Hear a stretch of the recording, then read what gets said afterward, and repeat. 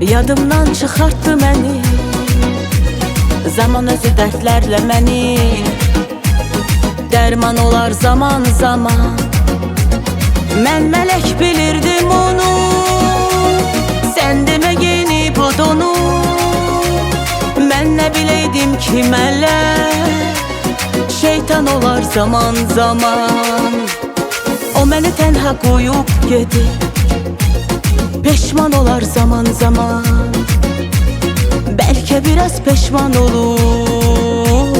İnsan olar zaman zaman, o məni tənha qoyub gedir. Peşman olar zaman zaman, bəlkə biraz peşman olur. İnsan olar zaman zaman.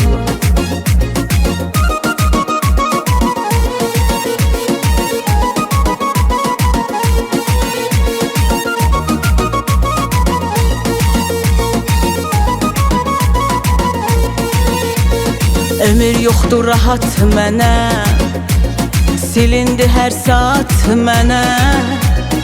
Nə biləydim həyat mənə, zindan olar zaman zaman.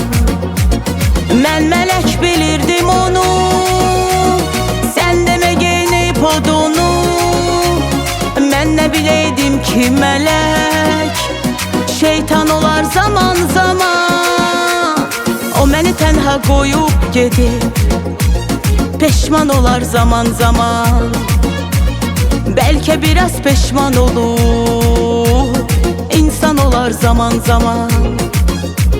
O məni tənha qoyub gedir, peşman olar zaman zaman. Bəlkə biraz peşman olur, düşman olar zaman zaman.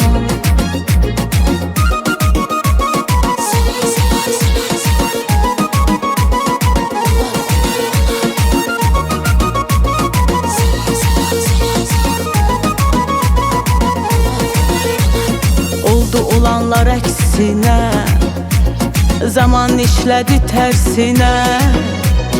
Ola bilməz nəfsinə, qurban olar zaman zaman. Mən mələk bilirdim onu, sən demə geyinib o donu. Mən nə biləydim ki mələk, şeytan olar zaman zaman.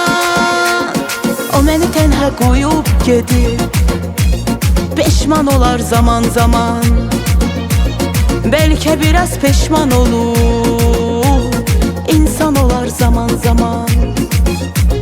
O məni tənha qoyub gedir, peşman olar zaman zaman. Bəlkə biraz peşman olur, düşman olar zaman zaman.